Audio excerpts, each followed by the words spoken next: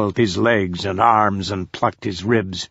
At the security console, Ballard convulsed with a final yowl of pain and crashed to the floor, utterly, unmistakably dead. But Marco was beyond worrying about Roger now, because on the security monitor there was a serious fucking problem.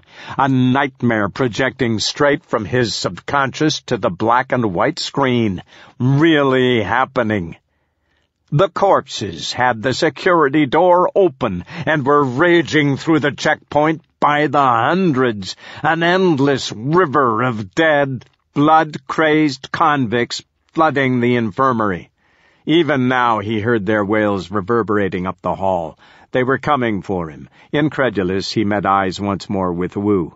The sergeant, not a sergeant, not army intelligence, but a no-good son of a bitch spy, met him with a peeved expression. "Foolish," he muttered, and Marco sensed that perhaps Wu was referring to himself. Sweat dripped from the man's matted black hair. "Wu," Marco urged. The cries of the dead grew louder. "We've got to get out." Wu laughed once, a strange sound, both amused and anguished. "Oh, I will, Doctor." He aimed the pistol again at Marco. His finger twitched on the trigger.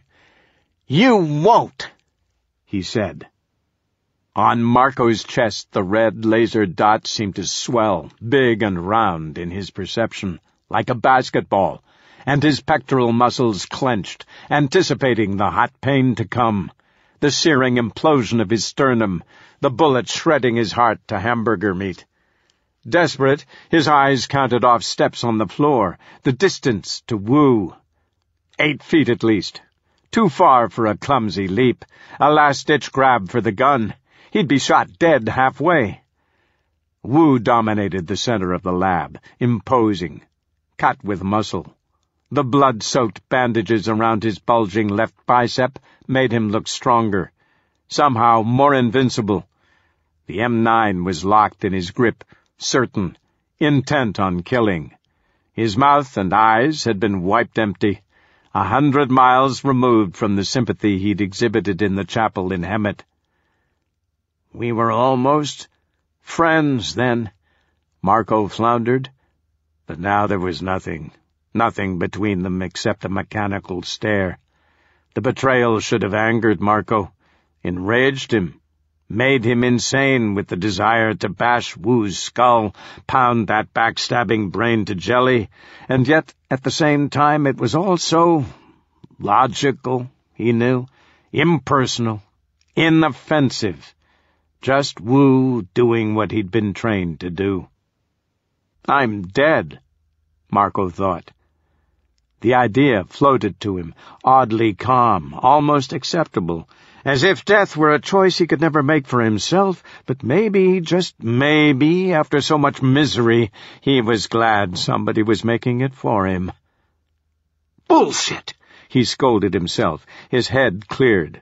Christ, he'd almost given up just now. But fuck that. Fuck you, Wu. I thought we were a team. And fuck Osborn and fuck you, God.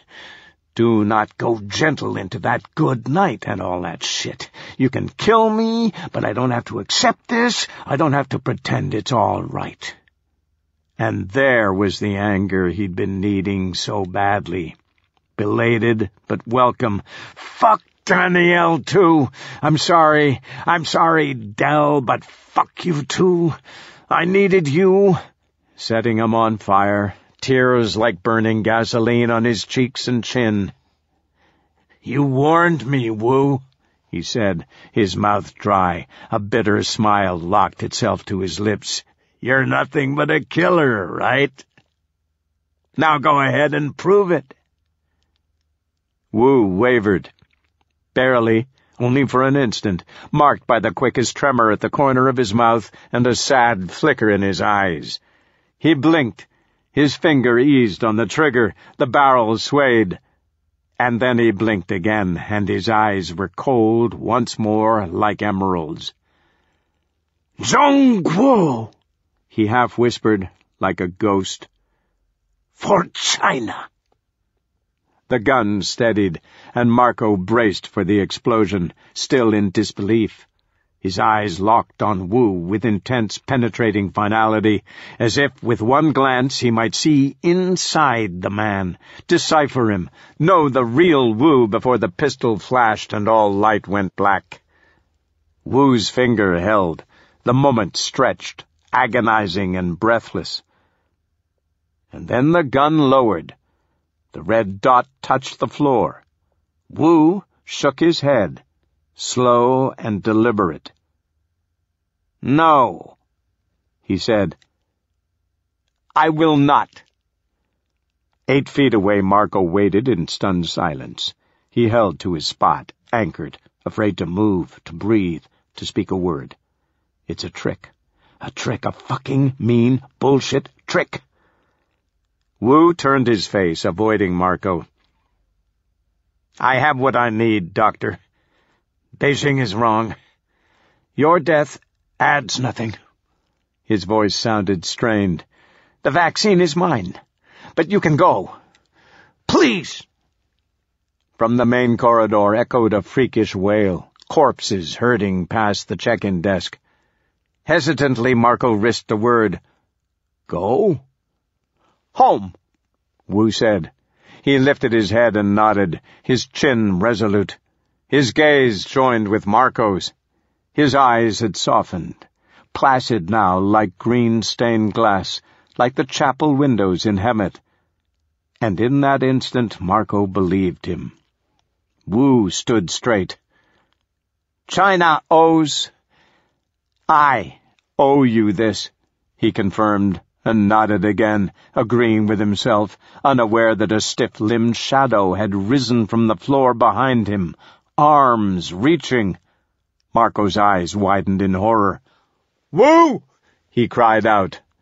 Just as Roger Ballard's resurrected corpse sprang at Wu's back, its face crazed and splotched white, its teeth crunched on Wu's neck and thrashed wildly, and Marco watched, helpless, as the sternomastoid muscle tore free amidst a geyser of blood, and sound exploded everywhere at once, deafening, as Wu let loose a needling scream and fired the M9 wildly. The wayward bullet blasted a glass phial to shards on the rack behind Marco as the lab rocked with the gunshot and the excruciating, ear-ringing aftershock. Marco heard himself yelling too, shocked by his own senses, shocked to still be alive. Seeing Wu topple backwards, Ballard's blood-soaked corpse riding him down to the floor, gnashing and growling. The vaccine phial clattered from Wu's left hand and rolled spinning below the operating table. The sergeant bellowed in pain, his arm pinned under him uselessly as the corpse bit again, carving a glistening, mouth-sized crater just under his chin. God damn it! Wu roared, thrashing his arm free. And then came the second thunder blast as Wu jammed the M9 up under Ballard's crooked lip and pulled the trigger. Ballard's head erupted like fireworks, a crimson starburst of blood and brain. Fragments of stale-colored teeth spun across the tiles towards Marco. Instinctively he jerked his feet away, knees to chest, sickened. Ballard's body dumped atop Wu, their blood merging into a thick batter. Roger Ballard had been returned. God damn it! Wu screamed again. Red spittle sparked from his mouth. He shoved Ballard off and struggled to a sitting position, clutching his torn neck, but the wound was too large. The blood emptied fast, streaming through his fingers, dribbling down his forearm to his elbow. He bit hard on his lip, his chest heaving. Marco scrambled up and backed away, speechless as he bumped once more against the operating table and edged around it. His mind fumbled. Roger resurrected. The vaccine didn't work. Or maybe Roger... And then he understood. The vaccine did work, but it wasn't a cure. Even Roger had said so. The vaccine would protect those who hadn't yet been infected, but Roger had taken it too late, too long after he'd been bitten, long after the disease had converted his flesh. The resurrection had been inside him, in his blood, this entire goddamn time, dormant, waiting patiently, unable to overwhelm the living tissue as long as he'd been alive. But once he was dead, it had grabbed control, taken what it wanted. The glass files clinked under Marco's spine as he backed against the wall. He met eyes with Wu across the lab. The sergeant's legs spasmed, wet sloshing sounds in the puddled blood. On both hands his fingers had contorted into wretched claws, the muscles seizing. The M9 lay uselessly where he'd dropped it by his right knee. His cheeks were an ashen white, the color of driftwood, and he looked small now, puppet-like, propped against the counter with his arms limp at his sides. Already his bite wounds had colored a diseased-looking purple, the skin brittle like charred paper around the edges. He smiled knowingly at Marco. "Careless," he said, inflecting the word with bitter self-judgment. Tortured cries rocked the hallway outside the lab, very close. "Angry hornets," Wu observed. His voice shook. On the monitor, the dead had stormed the infirmary, overflowing the video screens, 1,000 rotting cannibals mobbing the halls. 50 feet from the lab, maybe less. Terrified, Marco glanced to the doorway, knowing it would fill in seconds with shambling bodies, putrid faces and meat-ripping hands and merciless, biting jaws. He took a single step towards Wu, then stopped. Impossible. He'd never get them both out alive. Wu's bitten, good as dead. But maybe the vaccine could help? Shit! The corpses were 10 feet from the door. "Doctor!" Wu's voice caught him, steadied him. Marco turned to the fallen man. "It's time," Wu advised, "to run like hell." The verdict came like a blessing, calm and kind and sure. In an instant, all doubt had disappeared. Both men understood. Marco nodded, grateful. "I'm sorry," he muttered, and with a grim sense of surrender, he bolted towards the doorway. And just then an urgent thought cried out from what remained of his rational mind, and he switched direction, lunging to his right. He reached below the operating table and snatched out the glass file. The vaccine. "Come on, hurry, asshole!" He stuffed the flask into his side pocket, and then, touching his hand to the floor like a sprinter at the starting line of a race, he scooped up a pea-sized chunk of Roger Ballard's spongy, blown-out brain. Shoved that, too, into his pocket. Proof. Roger didn't have a wedding ring. Bring back the jewelry, and nobody disputes you did the job. But bet your ass Osborne was getting his goddamn DNA sample. The dead groans in the hallway reverberated just out of sight. Shadows flickered on the wall. Time was up. The corpses were here. "Run!" Wu urged, sputtering blood. In obedience, Marco broke for the door. A one-eyed convict popped through the frame, snapping and grabbing. Marco slung himself feet first, sliding under the corpse's arms. An icy thumb brushed his cheek as he bounced on his ass into the hall. Shit! Corpses in jumpsuits jammed the corridor, surrounding him. He skidded to the opposite wall, cradling his head with his arms, deflecting kicks from their blood-stained boots. Against the wall he crumpled and coughed. Bursting into the hall had surprised the dead men. The only reason he wasn't already dead himself, but the confusion was evaporating fast. In 2 seconds they'd mob, a flock of freakish orange birds, plucking him like a worm from the ground. He had to move. With a frantic kick, he twisted to his right, away from the maddened corpses stumbling up the hall, and, as he rolled, his eyes darted into the lab for one last topsy-turvy glimpse. Roger's body lay broken and ugly on the floor, and against the cabinet slumped Wu, dazed and weak, watching Marco's clumsy acrobatics with a bemused grin like a child at a circus. Their eyes met a final time, and Marco pulsed with guilt, and he wished, for whatever insane reason, that he'd bidden Wu a proper farewell. Thanked him, as crazy as that seemed. Thanked him for the company on this bullshit ride. And then he tumbled past the door, and Wu was gone. Marco struggled to his feet, slipping and sliding, his boots wet with thickening blood. He regained his balance 10 feet ahead of the oncoming corpses. The massive riot surged in his direction, goaded by the moving target, fresh meat to chase and consume.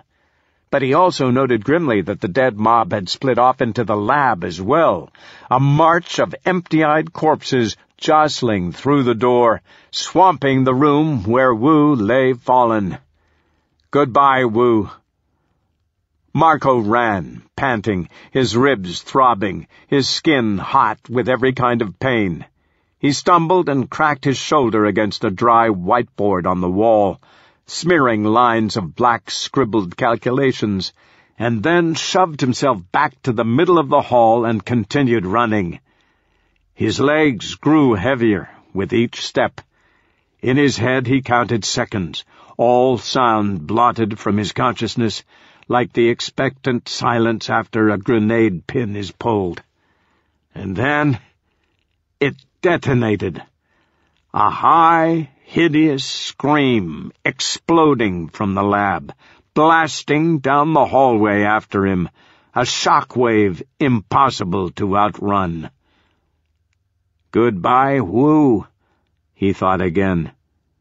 He staggered onwards, exhausted, 1,000 corpses close behind. He had no idea where he was going, but he hoped, prayed. This hall wasn't another dead end. His life spilling from him, Wu watched Henry Marco go. The American dived recklessly into the dead mob, barely avoiding the onslaught, and then vanished down the hall to either live or die elsewhere in the prison. He'll live, Wu decided. He is strong. Strong survival instincts. The brief had been right. As the lab entrance darkened with corpses, like an execution squad coming to collect him, Wu laughed aloud. The sudden warm impulse surprised him. He hadn't laughed in months, perhaps years, and he marveled, wondering what this meant now, this unlikely good humor conquering his fear. And then he understood. Bao Ji, his uncle. Bao Ji, who had always made Wu roll with laughter as a boy. Baoji, the master of silly jokes and cherished bedtime stories told by firelight, was here but invisible, a spirit holding Wu's hand to comfort him. Yes, Baoji. Wu felt the iron muscles in his arms relax. His vision blurred. A chill swept his skin as blood fled his wounded neck like heat from a chimney. His body was descending, dropping, cooling to room temperature. Dead convicts shuffled through the door, 2 and 3 at a time, shoulders bumping. A Hispanic male led the mob, its face half-skinned, its mouth broken open. A single gold tooth gleamed in a pit of black gums and brown stumps. Pain boiled from every pore in Wu's skin, and he forced himself to embrace it, to make it part of himself, because the pain was all he had now, and if he owned it, he would not fear it. Pain. He was going to die. He bit his lip to steel himself, and that hurt too. "Shoo-shoo," he groaned. "Uncle. 请留在我身边. Please, stay with me." He looked up. Above was a sky of grotesque faces, blood-starved corpses bending over him. His head swam. The view of his impending death dizzied him. Like gazing up at skyscrapers on a city street. Like Beijing, he thought, remembering the first time he'd ever visited as a 19-year-old soldier. It had been the summer after the Yangtze floods, to accept his new position with the MSS. He'd lived his boyhood 2,000 kilometers west, cavorting amidst green forests and glistening bamboo and awe-inspiring mountains. And yet until that first day in Beijing, he'd had no idea how beautiful his country could be. Cement and glass and steel arranged masterfully by human hand, stacked 100 meters high, a promise of the greatness and growth and prosperity awaiting all China. The future would be proud for his brothers and sisters, a salvation from hard labor and filth-riddled villages, and he, young King Wu, would help build the noble new China, add himself like a brick to the foundation, obey his orders. Here in the lab, a dozen corpses had crowded around him like guests at a dinner table. Dry fingertips brushed his face, dabbed his tears. The touch was light, a brief, misleading caress, and then the ripping began. He gasped once as jagged fingernails carved ditches into his flesh, spiked into his ears, his nostrils, his eye sockets, crammed his mouth and split his cheeks. The universe exploded, a bright, excruciating, bloody orange, forcing his eyes deep into his skull. Blinded, he bucked, overloaded, lost in the pain. He felt mouths on his skin. Shoo-shoo! And teeth everywhere, opening him to the world. He convulsed as a frigid blast rocked his gut. Cold air, a savage tug that ended with a snap. He felt momentarily buoyant, his weight escaping him in wet, sloppy bursts. He had the sensation of being unraveled like a spool of meaty rope, and then a new weight fell atop him, a fresh, shuddering agony as 100 hands crushed him down. His tongue splashed with something sweet, and blood flooded his throat. He heard his body scream, loud, long, an awful, earthly sound. But he was done with the earth, done with Beijing, done being the killer. He squeezed his right hand into a fist, tighter, tighter, until at last he felt Baoji gripping back. And then it was time to leave this place, peacefully and humbly and with respect. Time to join his uncle, return to his village in Qinghai, take his place in the realm of the dead, walk alongside the living, alongside his beloved sisters and brothers. He missed them. He would be happy there, serving and protecting, guarding over them the way ancestral spirits do. A smile spread across the wet, mangled pulp of his face. This was not failure. China needs me, he thought. My family needs me. And with a fanfare of blood and entrails, Keng Wu went to them. Right.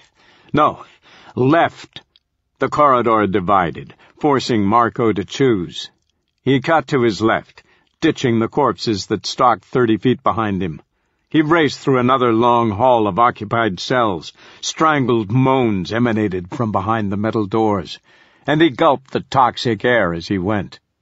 Panicking, disoriented by the maze-like bends and identical hallways disappearing into the gloom, he felt like Theseus stumbling dazed through the labyrinth of Crete, hunted by the deadly Minotaur. Left?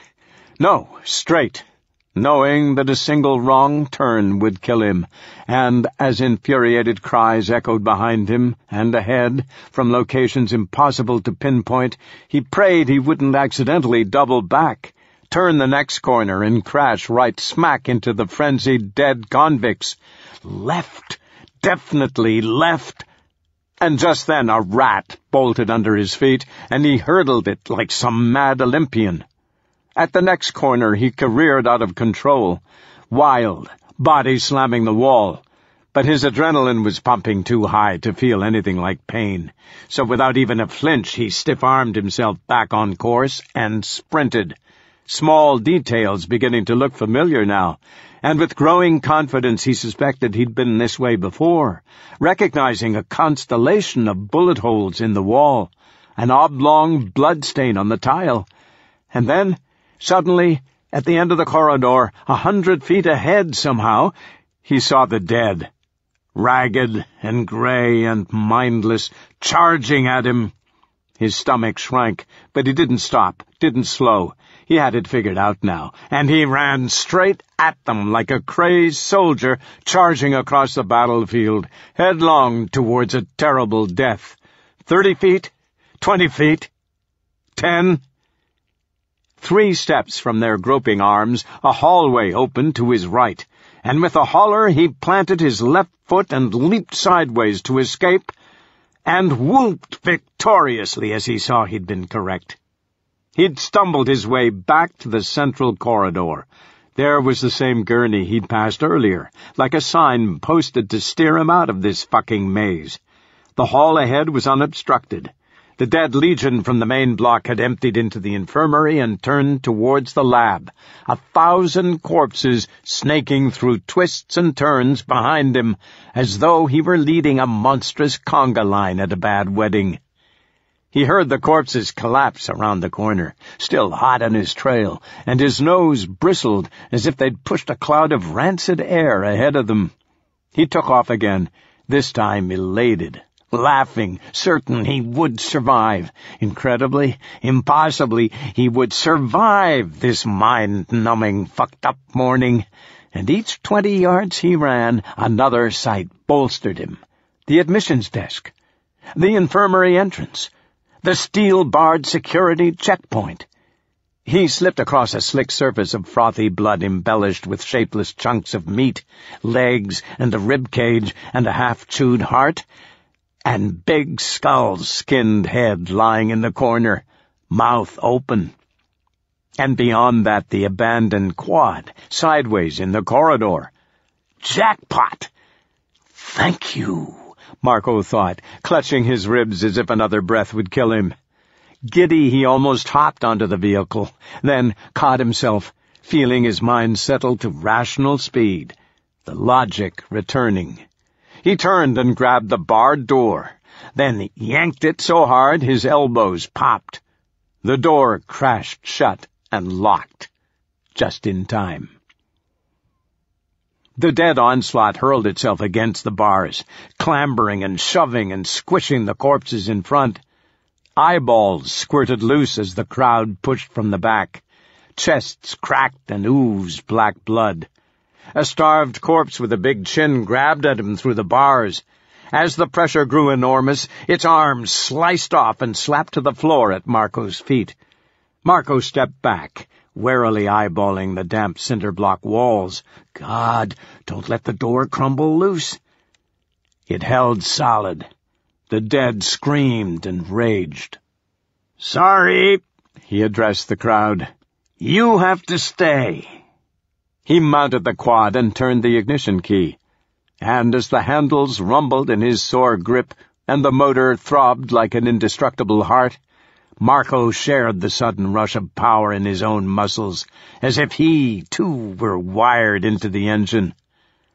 Ahead of him the hallway was quiet, empty, long. Hope it stays that way. He noticed the ghostly horse skull tied to the hood. Its long head pointed the way home. "Giddy up!" he commanded, then gunned the throttle. The quad bounded forward, whipping a tail of exhaust behind it, and then he was out to the cell blocks, also eerie and silent. Then out to the prison yard, past the crashed military truck. Then out to the grounds. The sun high in the sky, the late morning air fantastic and fresh on his cheeks as he weaved easily between the few scattered corpses still roaming the property.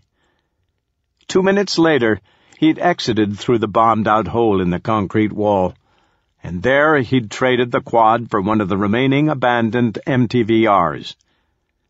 5 minutes afterwards, he was barreling east in the truck along Route 247, back to Arizona, back to base, back to whatever might remain of reality for him there.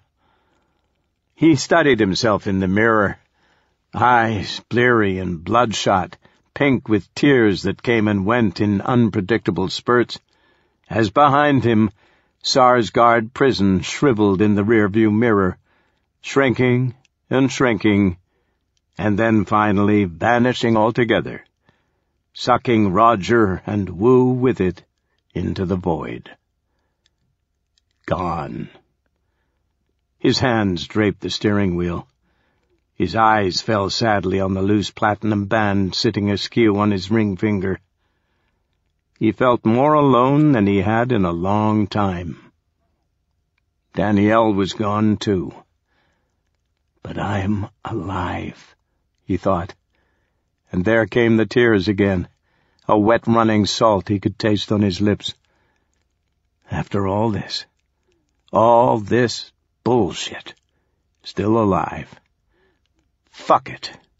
Fuck prison. I've been paroled. Chapter 13. Return. Arizona. Home. Just past dawn. He'd driven all night, a grim voyage across the Redlands Highway in the MTVR. 400 miles of nothingness to numb his mind. The front door creaked as he let himself in, and all that greeted him was the ache that accompanied these lonely arrivals home. No warm welcome, no gratifying sense of being missed. The house was indifferent to whether he lived or died. He thought of the stray dogs in Hemet, those pathetic and ownerless animals, and he wondered if maybe, just maybe, the time had come to conquer his fear and find a good dog for himself. Might be nice to have a friend. Upstairs, his office had a dreamlike quality, familiar yet strange, as if somewhere along the 16-hour drive he'd fallen asleep and was now only fantasizing his homecoming. Except, he knew, it had to be real. His body hurt too much. He could never dream of pain this complete, this sharp. Hot blue flames burning in a dozen bloody fire pits in his skin. Purple embers smoldering beneath bruises on his arms and legs and stomach. He was a living lab specimen of cuts, scrapes, blisters, bumps, and contusions. He collapsed into his chair and turned on the computer. He didn't give a shit about checking the barricade, or the trap. Trap's empty. She's not coming back. With a sour smile, he dialed Benjamin. The phone rang 18 times. Finally, the line clicked, and a grainy video materialized on the screen. A face. Owen Osborne. Marco wasn't surprised. "Hi, honey, I'm home." If possible, Osborne appeared uglier than he had 4 days ago, as if he truly were morphing from human to fish. The eyes seemed spaced a fraction wider, his piranha face colder. His wet white hair was slicked back like mucus on his head, suggesting he'd just stepped from the shower. His black pupils glistened, eager. "Welcome back, Dr. Marco. We've been waiting." "Yeah? Sorry to keep you. Where's Ben?" "Did you locate Ballard?" "Where's Ben?" Marco insisted. He called out, "Ben? You there?" "I'm here, man." Ben's voice assured him from off-screen. He sounded like hell, hoarse, tired. So it had been a rough few days for Ben, too. "It's cool." "Okay," Marco said, relaxing. "Glad to hear you, buddy." "Same here," Ben began. "I was starting to freak, Doctor." Osborne snapped, cutting Benjamin short. The director had momentarily lost his composure. A white strand of hair had fallen forward onto his rounded forehead. He brushed it back, then cleared his throat and resettled in his chair. "Please. The sooner we settle matters, the sooner you and Mr. Ostroff can catch up. As for myself, I only want to know one thing." He ran his tongue hungrily along his top row of bleached teeth. "Ballard?" "Fuck you," Marco wanted to answer. He stared wordlessly at Osborne, letting the silence speak for him, and then at last relented. "Dead," he reported. "Returned. And yes, I brought back a nice little sample of DNA as a souvenir. Not that you asked me for it. Turns out your RRU team had orders to collect Roger's blood. You only sent me to kill an old friend without informing me why." Osborne's mouth twitched at the corners. He nodded, looking as if he'd just swallowed a bite of delicious filet mignon, savoring the after-flavor. "The DNA," he said. "Very good news." "Good and bad," Marco continued, "because guess who's also dead? Every single one of your RRU soldiers. In fact, they never even showed, but someone else did. A nice guy from the Chinese CIA or some bullshit like that. And oh, by the way, he tried to kill me, too." "I see," Osborne remarked, unblinking. "Not entirely surprising. I was aware of external interest in our mission. We had wondered why the RRU didn't report at the designated time point. If you hadn't returned by sundown today, we'd planned to dispatch a backup unit." "Wow, thanks. I would have been long dead by then." "Exactly," said Osborne bluntly. "While you were alive, there was no reason to commit additional resources. It would have been necessary only if you were dead." Marco bristled. "You're a great leader. Your men must love you." "Doctor, please, don't turn this personal. You and I, we each had objectives. I'm pleased that you accomplished yours. Your country is pleased," the director cooed. Once again, Marco felt like a child receiving insincere praise from an adult, a pat on the head. Uncle Owen. Wu's disdainful moniker for Osborne. "So," Marco said, "are you going to tell me finally what this was all about?" Osborne lifted an eyebrow, pretending not to understand. "About?" "Why? Why did you need Roger's DNA?" He knew the answer, of course, but Osborne owed him the same truth, goddammit. Osborne, the Grand Master in this new Republican chess match, the man scouring the board from above and toppling pawns like Wu and Marco. Osborne answered him with stone eyes. "I'm afraid that's classified, Dr. Marco," he said, and crossed his legs politely, effeminately at the knees. "You have what you need, in other words," Marco translated. "So there's nothing else I need to know." "Well said." Marco inhaled, cooling his anger before it reddened his cheeks. "All right, fine," he breathed. "I figured you'd say that. The thing is, though, I already know more than you think." A shadow flickered across Osborne's face. Marco chewed his lip. Should he tell Osborne everything? That Roger had been alive? Alive? Still working? Still unraveling the resurrection? How great, Marco thought, it would be to see Osborne squirm. To see the regret in the director's eyes as he realized that Roger's murder was a loss, that Roger might have contributed so much more to the world if he'd survived. To see Osborne feel 1/10 of the grief in Marco's own chest. You smug fucking asshole. Roger's death should be mourned. "There's one more thing to show you," Marco said.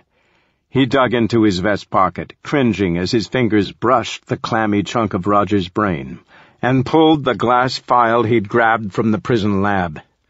He waved it teasingly for the camera. "This!" Osborne blinked, and his gaze narrowed just perceptibly. The man's piranha face hungered towards the computer, and Marco felt a flutter in his stomach, a nervous anticipation, like a fisherman watching a trout circle the hook before it bites. And sure enough, Osborne snapped at the bait. "What is it?" he asked, cool and even, but just below the surface Marco sensed a torrid undercurrent of alarm. The director uncrossed his legs and edged forward in his chair. "The DNA?" Marco leaned back, prolonging Osborne's discomfort. "Better," he said. "A vaccine. A working vaccine." Osborne's face was unchanged, but his eyes detonated with something like lust, a nearly electric discharge of desire. It burned intently, and then extinguished, and Osborne breathed out through flexed nostrils. The microphone emitted a sustained hiss. "You found that with Ballard?" Osborne asked, attempting nonchalance. And yet he sounded strained, as if an invisible hand had grabbed him by the throat. His rigid jaw worked side to side, teeth silently grinding. He wanted the file, Marco knew. Badly. "Yes," Marco answered. "With Ballard. And according to his private notes, it's the real deal. Apparently Roger didn't share everything he knew with you." A twist of the truth. Marco still wasn't sure how Osborne would react if he learned Roger had been alive. Pissed that I didn't save him? Hold me to blame? Why take that chance? Osborne glowered. His brow creased, suspicious. The skin bunched on his forehead, creating rubbery wrinkles in his bad facelift. "What proof did Ballard have that it works?" "Roger Ballard was a genius. I know you're quite well aware of that. I also know you're aware how close Roger was to succeeding." He paused to give Osborne a chance to comment, to admit to the email that Roger had sent. Osborne said nothing. Bastard, Marco thought, and then concluded simply, "If Roger said the vaccine works, I believe him." A light blush had soaked into Osborne's cheeks. His cold-blooded circulation had evidently begun to heat up. He licked his lips. "I need you to bring that sample to me, Dr. Marco," he said. The statement was matter-of-fact, a foregone conclusion. Marco set the file on his desk, beyond camera range. Osborne's eyes twitched, narrowing as the container disappeared. Marco sat forward again. Absently, he pinched his earlobe and studied the man on the cross side of the transmission, 2,000 miles away, in Benjamin's Pennsylvania studio. Osborne countered his gaze. The piranha. The predator. How much of this is your fault? Marco wondered. The resurrection. The outbreak. How much did you know before it happened? How much did you initiate? He recalled Roger's warning. Osborne is not to be trusted. Unsettled, he probed the black space of Osborne's pupils. Nothing there to connect with as a fellow man. Nothing but a vacuum. It was the same look he'd seen in Wu's eyes. Right near the end, as Wu had aimed the gun, prepared to pull the trigger. Osborne will kill me, Marco thought. The moment I hand over the vaccine, he'll kill me. Can't have me running around the safe states telling stories. I won't bring it, Marco said. Osborne darkened. I'll leave it here, and you can come get it. Marco continued. Send someone. Another RRU team. The entire U.S. Army. I don't care. People need this. The safe states need vaccinations. So I do want you to have it. But I'm not bringing it. I'd rather you did, Doctor, Osborne admonished. It would be a great service. No, thank you, Marco insisted. You'll get what you want, but not from me. I'll be staying here in the evacuated states. That was our agreement, right? I can stay and finish. The director stewed, glowering, emitting waves of discontent. A burst of noise, tap, tap, tap, peppered the microphone, and Marco realized it was Osborne drumming his fingers on the desk. Uncomfortable seconds passed. At last Osborne cleared his throat with a growl and sighed. I see. You wish to stay and locate your dead wife. The summation roiled like acid in Marco's gut. Yes, he said. You're a faithful husband, Doctor. You love her that much? Yes. He forced his voice to sound strong. Very well, then. Osborne settled back again in his chair and clasped his hands together. A malicious humor crept onto his face, and he leered at Marco. The tips of his eye teeth protruded from his curled upper lip. In that case, Osborne said, allow me to say, and I'll repeat your own words back to you, Doctor. He smiled broadly now. There's one more thing to show you. He waved a spidery finger, and a blue-uniformed soldier appeared from the depths of the room. The soldier reached and took control of the computer mouse, and Marco heard a barrage of terse clicks, like a ratchet tightening a clamp on his heart. Some nasty surprise was coming his way, no doubt. He remembered the video of the prison riot, Roger's apparent death, that Osborne had sprung on their first call.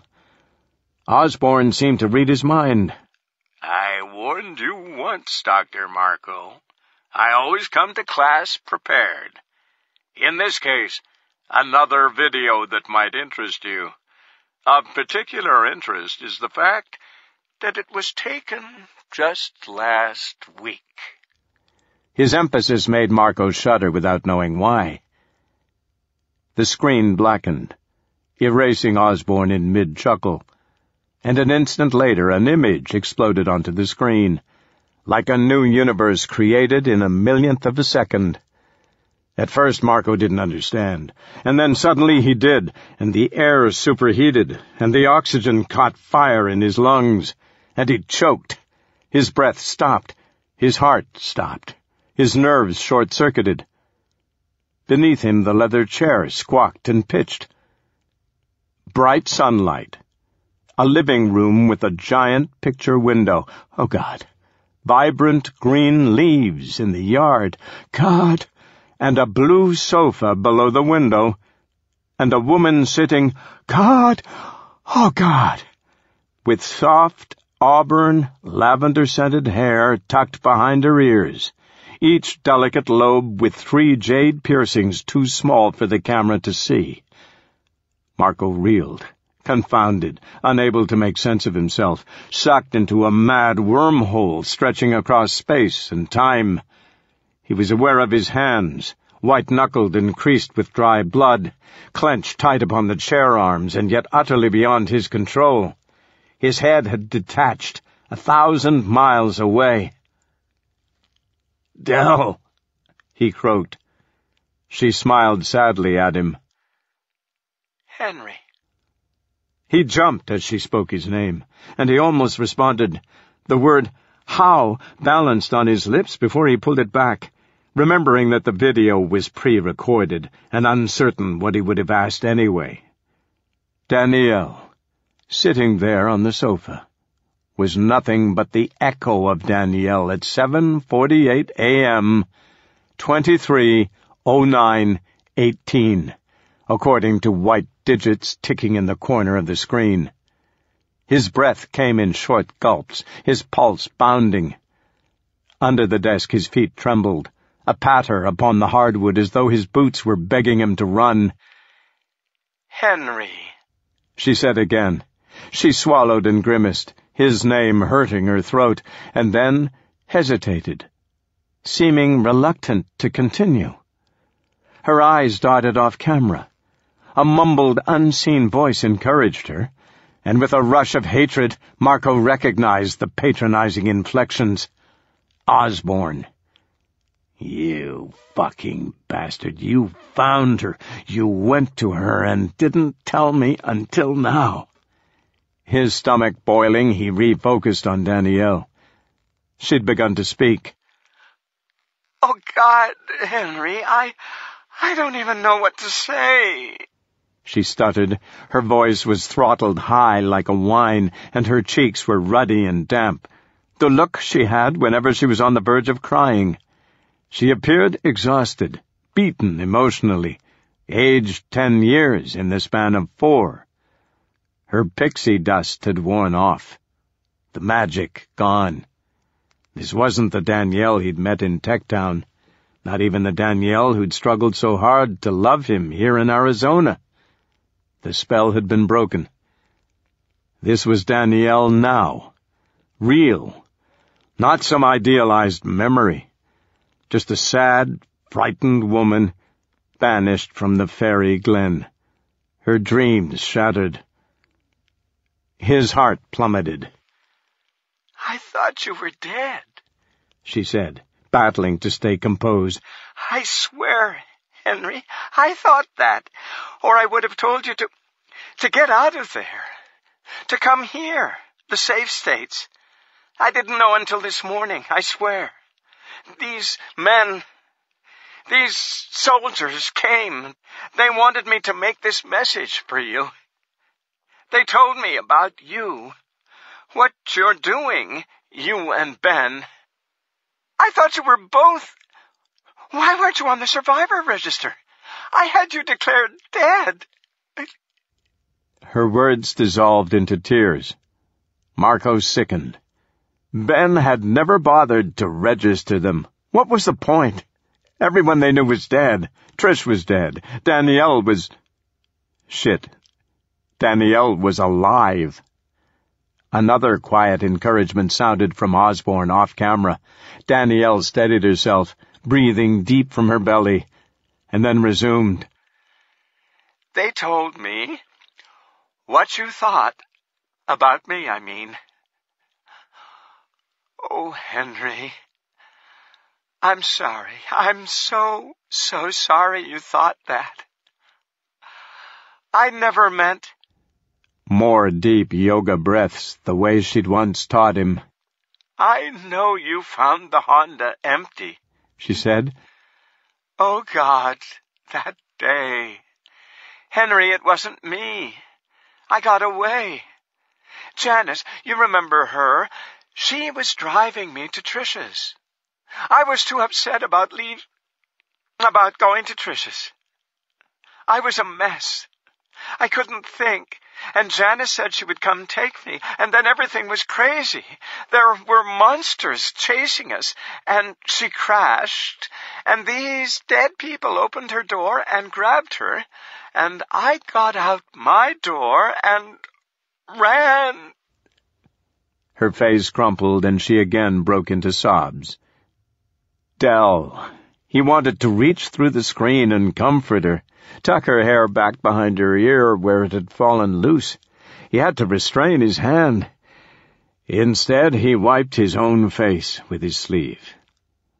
A soldier in tinted sunglasses stepped into the video frame, a black HK-416 slung on his back. He presented Danielle with a box of tissues and disappeared once more. The gesture was absurd, unreal, like some ridiculous comedy skit.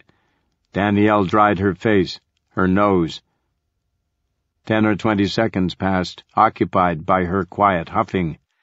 I hid, she finally said. In the bushes. I was too scared to move, even though Trish's house was just a few miles. But there were dead people everywhere, killing other people. It was so awful. But the funny part is, I almost thought, this isn't happening. Like I was in a movie, that's all. Some bad horror movie, the kind I always swore I'd never do, except now I was acting in one, and somehow I'd forgotten this was all pretend. She laughed once, mirthlessly, and rubbed her nose. A few hours later, I saw an army truck, an evacuation team. They picked me up. I told them to find you, Henry. I promise I told them. They looked. They went to the house, but you weren't there. Or I guess you were and you didn't answer. You thought I was one of those dead people? This man says you stayed to find me.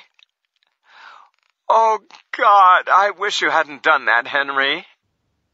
She stared into her lap, reflecting, I wish you hadn't done that. He slumped in his chair, miserable, wishing the same, wishing for everything to be different.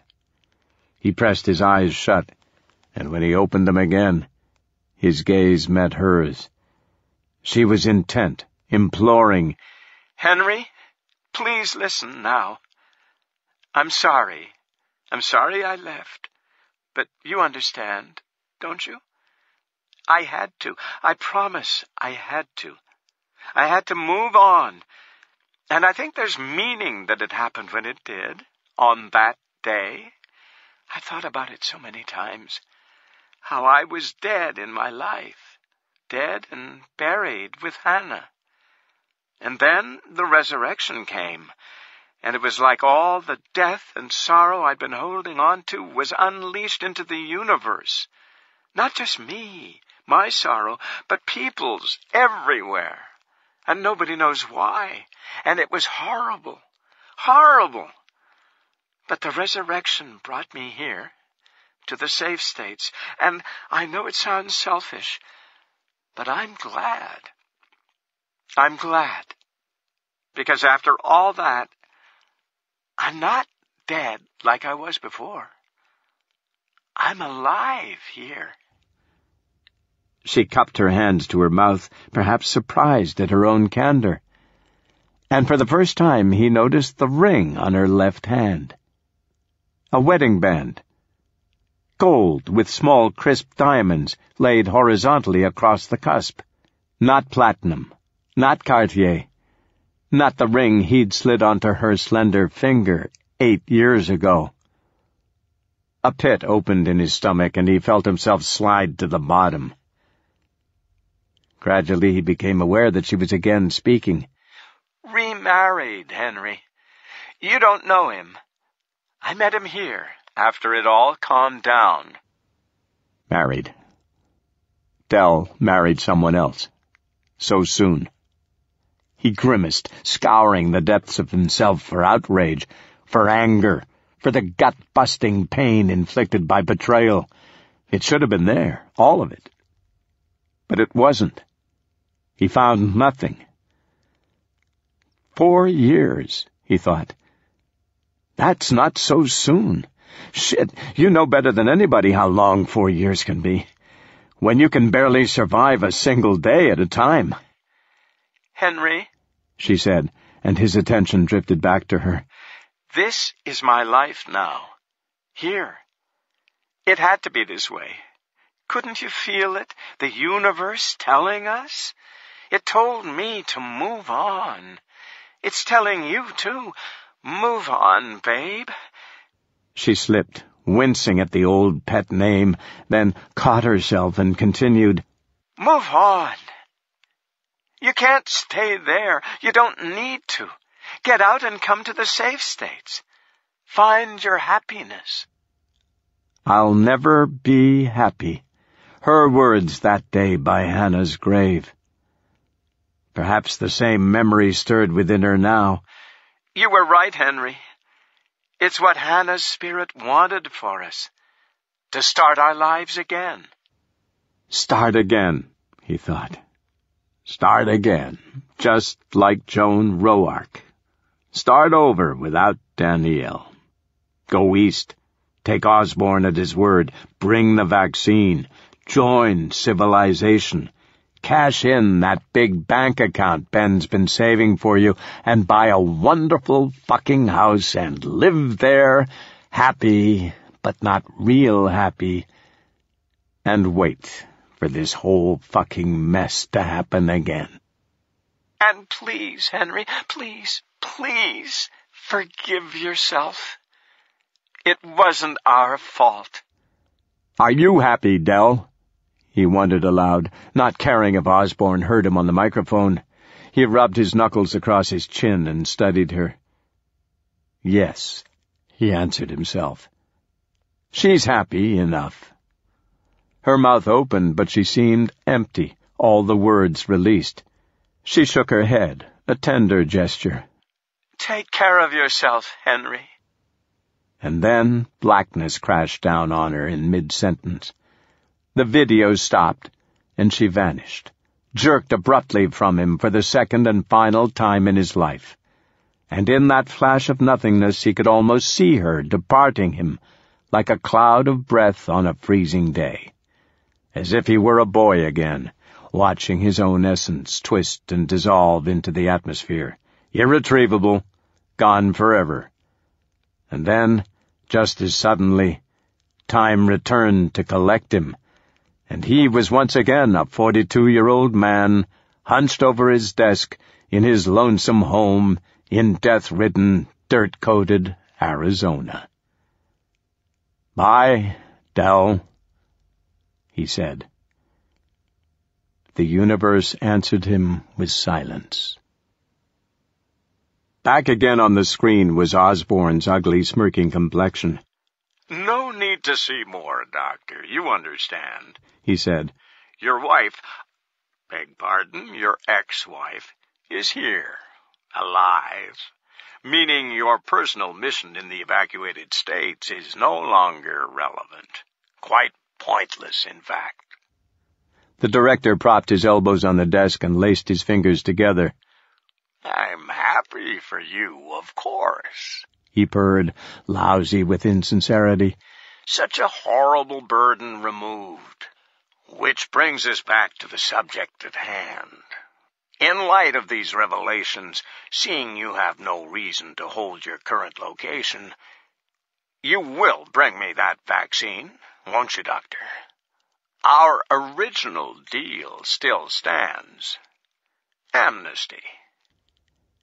You knew about her, Marco said, and in his tired voice he heard neither surprise nor indignation. It was just a statement. That she was alive. You knew all along. I'd bet a damn dollar you had that video in your back pocket on the first call, in case you needed it then. Except you didn't need it. I took the fucking job. Stupid me. Even his curses sounded flat, like airless tires. He had nothing left. Osborne served him a look of bemusement, perhaps even approval. The skin around his eyes flexed. Of course I knew, Dr. Marco. Knowing is my job. I could tell you the shoe size of every terrorist in the Middle East, if you asked. Locating your missing wife took me less than a morning. I didn't even miss lunch. Fuck you, Marco thought, but it didn't really matter what Osborne knew, either now or then, and Marco's mind was already floating back towards Danielle, to the fresh memory of her on the sofa, flowers in the giant vase, green trees in the window, full of life. "I'm alive here," she'd said. Danielle was not dead, but his marriage. His marriage had been dead a long, long time. Crumbled, decayed, wriggling with worms. And at last he understood. Understood that these past 4 years had been a goddamn trick he'd played on himself. A ploy to keep his marriage alive, breathing artificially, jump-starting the heart because it couldn't beat on its own. The constant search, returning and returning to the same damn places. The obsessive reliving of each happy memory he could recover from those 100 billion brain cells in his head. Tech Town, nights in L.A., Lake Hemet, and 1,000 others, all dead, dead, dead. Sealed off forever into the past. And he'd been the force reanimating Danielle again and again and again because he couldn't accept that her love had run out, that it was done. "You're avoiding, Henry. You're always avoiding." He'd pulled it from the grave over and over, his own personal resurrection. Dr. Marco. Osborne flagged him back to the present. Marco stared wearily at the director. So what now? In Osborne's famished expression he saw the safe states waiting for him, eager to swallow him back into organized society, gnash him between the teeth of the new Republican government and all the rules and politics and relationships with people and stupid television shows and even the simplest of mundane things like trips to ShopRite to buy milk. A society that would digest him, break him into smaller and smaller bits, until he was nothing. Alive, but nothing. At least the corpses here killed you first. He shuddered. He wasn't ready. Not for that. Before Danielle, he'd always been alone, adrift. No friends, no socializing, not even a goddamn cell phone.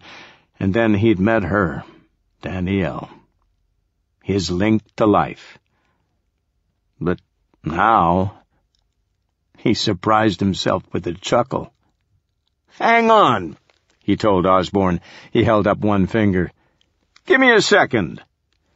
Bending, he tugged open the bottommost drawer on his desk and thumbed past the hanging files stuffed with rubber-banded manila folders.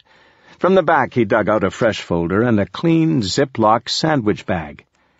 Just as he was about to kick the drawer shut with his boot, his eye snagged on the first folder in the stack. Flynn. Thomas. His next job. The missing logger. The contract Ben had booked for January. Ruminating, he left the drawer open and turned back to his desk. He sensed Osborne watching him with impatience, a smoldering in the man's coal-black pupils. But Marco didn't care. He moved methodically, at his own pace.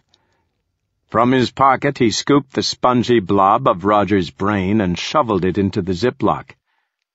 "Is that—" Osborne began. "Not yet," Marco said. He shuffled the file containing the vaccine into the plastic bag, a tight fit, but good enough. With 3 loops of a red oversized rubber band, he wrapped the Ziploc into the folder, and then, opening the top desk drawer, he found a black Sharpie marker and labeled the folder Ballard. Roger. He lifted the folder up for Osborne to see. "Everything you need," he explained. "The vaccine. And, for extra credit on my report card, a genuine, authentic Roger Ballard tissue sample. I'm leaving these right here in a folder on my desk. Tell your pickup boys they can't miss it. Also, they can help themselves to anything they find in the kitchen. Won't be much, though." Osborne pressed both hands flat on the desk, furious. Marco imagined a sound effect of splintering wood. Gratified, he smiled to himself. Here we go. Now he's pissed. "Doctor," Osborne growled, "you've tested me enough. Consider this your final warning. Cooperate immediately, or the offer for safe state amnesty and all accompanying privileges is rescinded. Permanently, I assure you."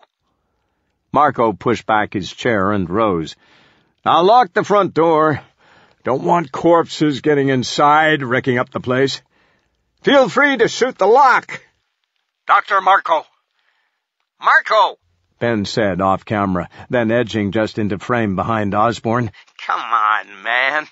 Don't be stubborn. This is your chance." "Exactly," Marco said. "My chance."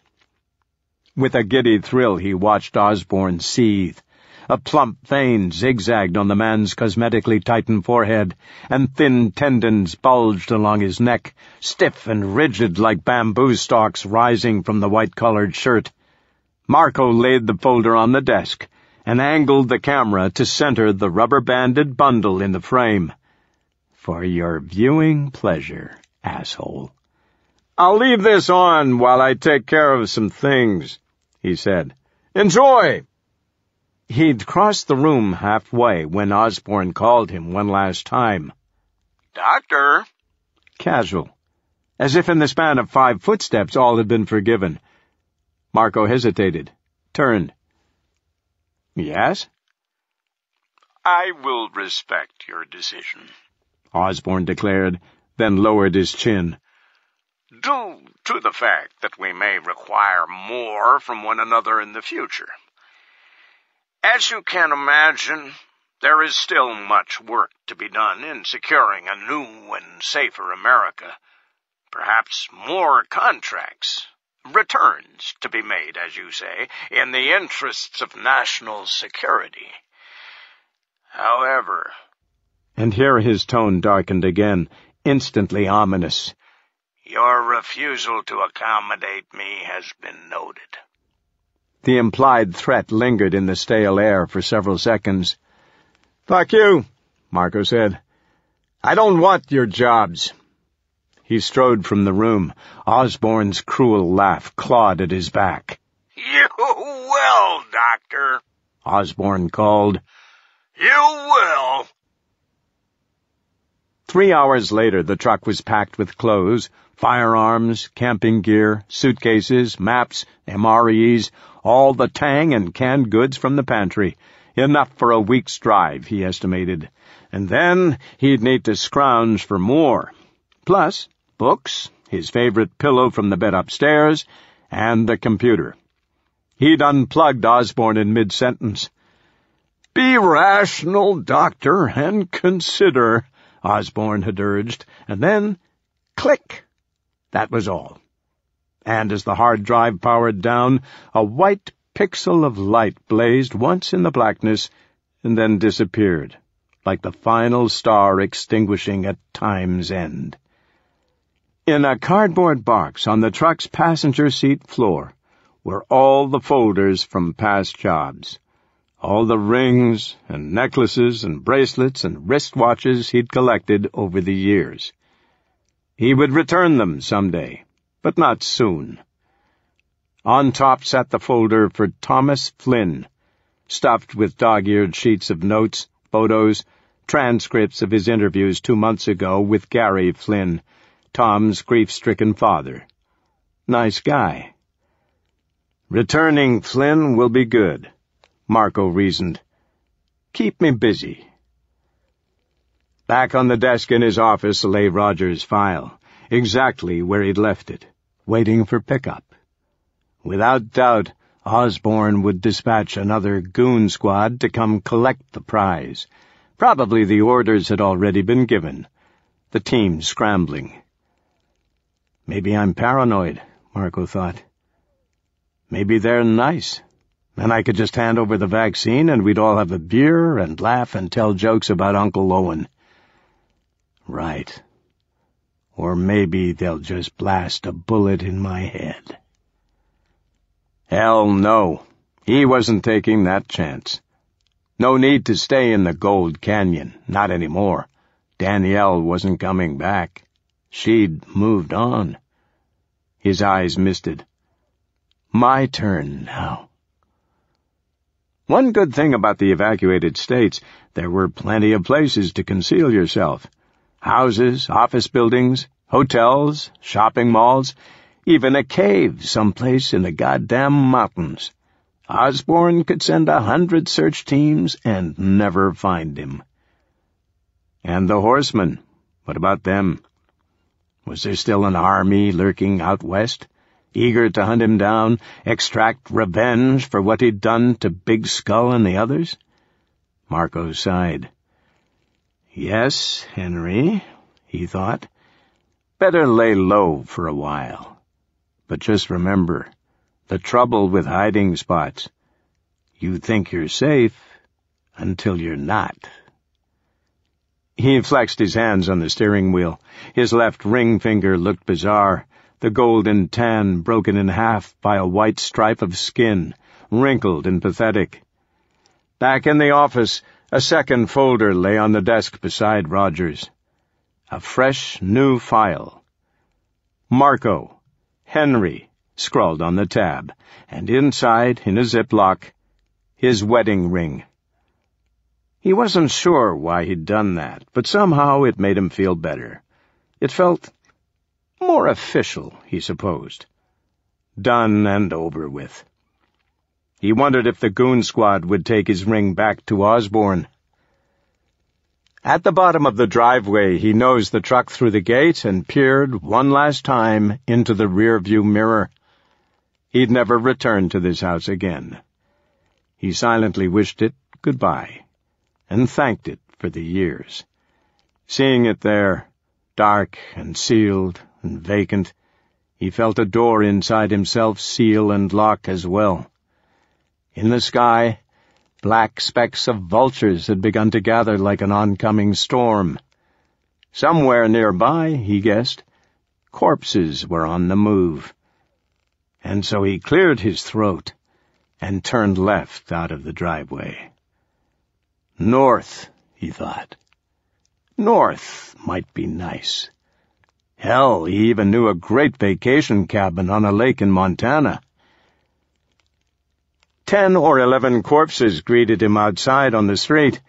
He glimpsed a ponytailed male in a Starbucks apron, and an older female burnt black and crisp, and a white-eyed postal carrier with blue uniform shorts and what looked like a crowbar lodged in its rib cage, throwing their rotten arms wide, cheering awful noises through torn-out throats, like a going-away party organized in his honor. In the sturdy truck, he wasn't afraid. He bumped through the crowd, ignoring the grunts and desperate clunk-clunk of hands slapping the doors. The truck jostled as it turned, catching the curb, and then straightened, and he goosed the gas and left them. The truth was, he'd grown accustomed to this. The corpses, the suffering. This existence he'd claimed for himself, here in the shade between living and dying. Just Henry Marco and the corpses and all the useless memories rattling around in all their confused heads. His, too. Along Route 60 he rolled his window down and watched the crusted landscape chug past.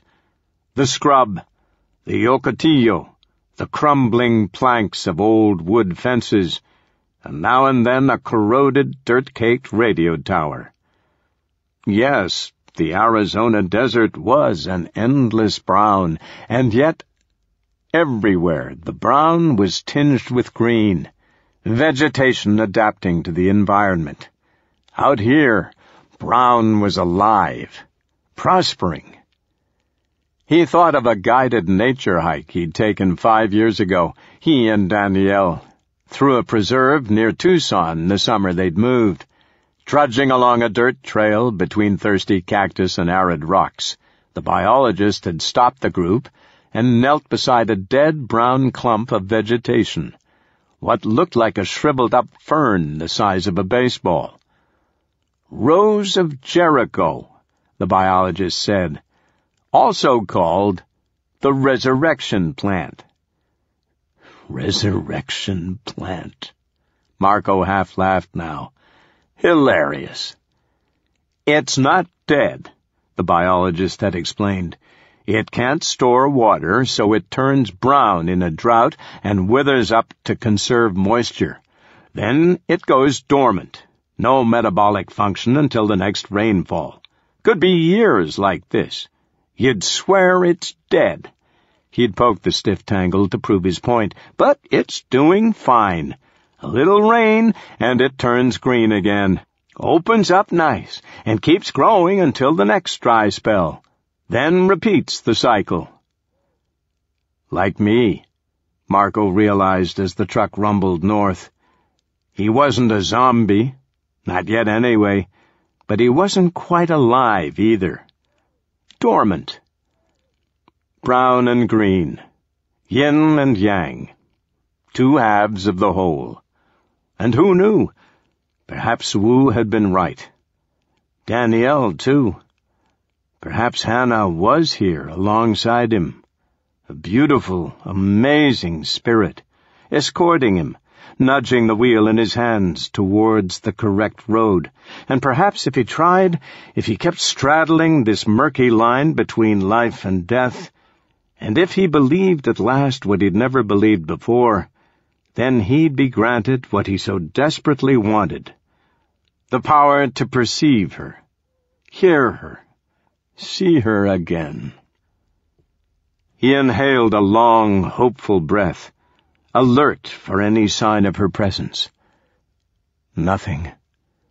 Only the musty scent of the truck's vinyl seats, the mildewed canvas. A thin smile hardened his lips.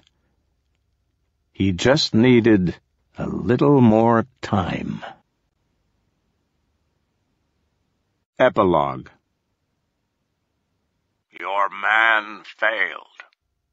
The words crackled rudely from the speakerphone, a small black box of insult on Director Zhang Hao's desk. The head of MSS scowled. He scooped a wrinkled walnut from a bowl on his side table and squeezed. The shell resisted. You disrespect us, and you displease me, he admonished the speakerphone. His English was ragged at times, a source of some embarrassment for him in these international matters, but effective nonetheless. King Wu was our most elite operative. He died honorably to serve his homeland. Our objective and yours would not have been possible without his excellent actions. China is proud. His honorable death was a great inconvenience to me, the American voice grumbled. If he'd lived to deliver his payload, you'd have the vaccine in your hands as we speak. Instead, I put myself at greater risk, and I've risked quite enough already. Zhang bristled but ignored the complaint. Where is the vaccine now? Being retrieved. Due to your man's demise, there will be an unfortunate delay, the American explained, not bothering to hide his annoyance. Certainly, you understand. Additional precautions must now be taken to hide this discreet transaction of ours. But I assure you, Director Zhang, China will have the vaccine as its own. The walnut cracked in Zhang's strong hand. When? He demanded. Soon, Owen Osborne promised. And and I expect you to honor our deal.